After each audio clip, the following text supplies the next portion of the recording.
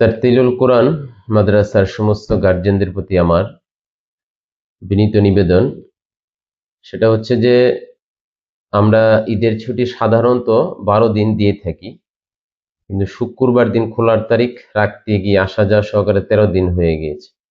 তো সেই জায়গার মধ্যে আপনারা যদি আরো 2, 3, 4 দিন পরে আপনাদের সন্তানদেরকে পাঠান প্রতিষ্ঠানে, বিশেষ করে যারা হিফজখানায়, মক্তবে, নাজারাতে পড়ে, তো তাদের পড়ার হালতটা কি হতে পারে, বিশেষ করে হিফজখানার ছেলেদের।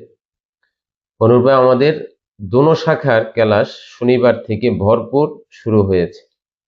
এই জন্য আমার উভয় শাখার এবং তারতিলুল কোরআন ইন্টারন্যাশনাল ইসলামিক স্কুলের গার্জিয়ানদের প্রতি আমার বিনীত নিবেদন যে বছরের সূচনা শুরু আপনারা আপনাদের ছেলে মেয়েদেরকে অহেতুক কারণে, অনর্থক কারণে 13 দিন ছুটি থাকার পরও আবার ছেলে মেয়েদেরকে প্রতিষ্ঠান শুরুর পর অনুপস্থিত রাখা, মূলত প্রতিষ্ঠানে যেতে আপনার সন্তানের ক্ষতিটাই সবচেয়ে বেশি হচ্ছে। এজন্য মেহেরবানি করে অনুরোধ জানাচ্ছি, আপনাদের সন্তানদেরকে মাদ্রাসায় নিয়ে আসুন, মাদ্রাসায় পাঠান, যেন তাদের পড়ার উন্নতি, অগ্রগতির ধারাবাহিকতা অব্যাহত থাকে। আল্লাহ আমাদেরকে বোঝার, আমল করার তৌফিক দান করুন। আমিন।